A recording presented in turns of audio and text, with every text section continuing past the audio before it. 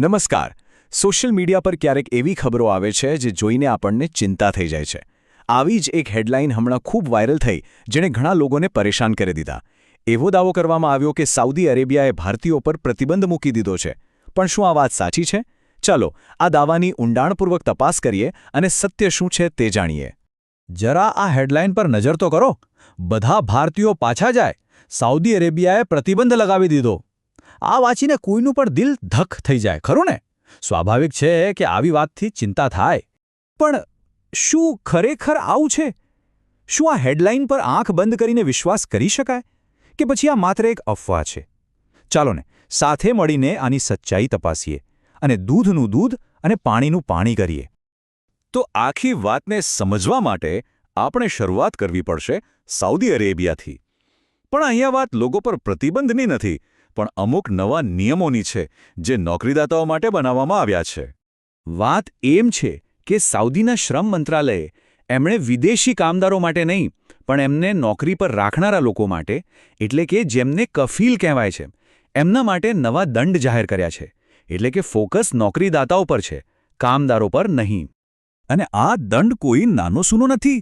જુઓ, પૂરા 10,000 સાઉદી રિયાલ! આટલો મોટો દંડ એ કફીલને થશે જે કોઈ વિદેશી કામદારને માન્ય વર્ક પરમિટ વગર નોકરી આપશે. આ તો બહુ મોટો આંકડો કહેવાય. અને હજુ એક બીજો નિયમ પણ છે. જો કોઈ નોકરીદાતા પોતાના કર્મચારીનો પાસપોર્ટ કે પછી ત્યાં જે રેસિડન્સી પરમિટ હોય, જેને ઇકામા કહે છે, એ પોતાની પાસે રાખી લે તો એના પર 3,000 રિયાલનો દંડ લાગશે. અને એ પણ જેટલા કામદારો એટલી વાર દંડ. અહીં આખું લિસ્ટ છે, તમે જુઓ. આ નિયમો ખાલી પરમિટ પૂરતા સીમિત નથી. કોન્ટ્રાક્ટ ઓનલાઈન અપડેટ ના કરો તો દંડ, મહિલાઓને મેટર્નિટી લીવ ના આપો તો દંડ, અને નાના બાળકોને કામે રાખો તો પણ દંડ. મતલબ કે આ બધું કામદારોના અધિકારોની સુરક્ષા માટે કરવામાં આવી રહ્યું છે. તો પછી સવાલ એ થાય કે જો વાત દંડની હતી તો બેન એટલે કે પ્રતિબંધની વાત ક્યાંથી આવી?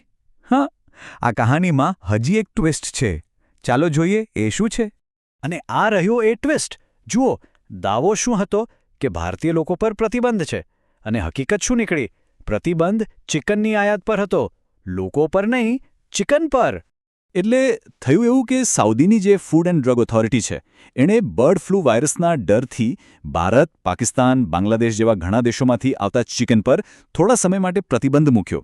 આ એક હેલ્થ સેફટી માટેનું પગલું હતું, બીજું કંઈ નહીં. હવે આ આખા મામલામાં ત્રીજી એક વાત પણ ભેળવી દેવામાં આવી, જેનો સાઉદી અરેબિયા સાથે કોઈ લેવાદેવા જ નથી.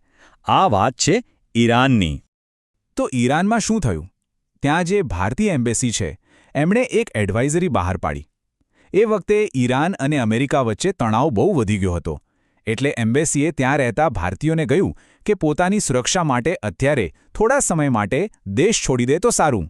આ કોઈ પ્રતિબંધ નહોતો, કોઈ દેશ નિકાલ નહોતો, ફક્ત એક સલાહ હતી. તો હવે આ ત્રણેય અલગ અલગ ટુકડાઓને જોડીને જોઈએ એટલે આખી વાત સ્પષ્ટ થઈ જશે કે પેલી ડરાવણી હેડલાઇન બની કેવી રીતે. ચાલો ફટાફટ રિવાઇન્ડ કરીએ. પહેલું, સાઉદીમાં નોકરીદાતાઓ માટે નવા દંડ. બીજું, સાઉદીમાં બર્ડ ફ્લૂને કારણે ચિકન પર પ્રતિબંધ. અને ત્રીજું, ઈરાનમાં ભારતીયો માટે સુરક્ષા સલાહ. આ ત્રણેય વાતોને એકબીજા સાથે કોઈ સંબંધ જ નથી. બસ થયું એ જ કે કોઈએ આ ત્રણ અલગ અલગ સમાચારોને મિક્સ કરી દીધા.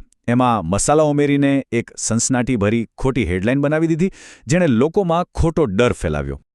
આજકાલના આ જમાનામાં જ્યાં ખબરો વીજળીની ઝડપે ફેલાય છે, ત્યાં કંઈ પણ માની લેતા પહેલાં એકવાર રોકાવું અને વિચારવું બહુ જ જરૂરી છે. આ આખી ઘટના એ જ શીખવાડે છે. આના પરથી એક સવાલ મનમાં જરૂર આવે છે કે આપણે કોઈ પણ માહિતીને કેટલી સહેલાઈથી સાચી માની લઈએ છીએ.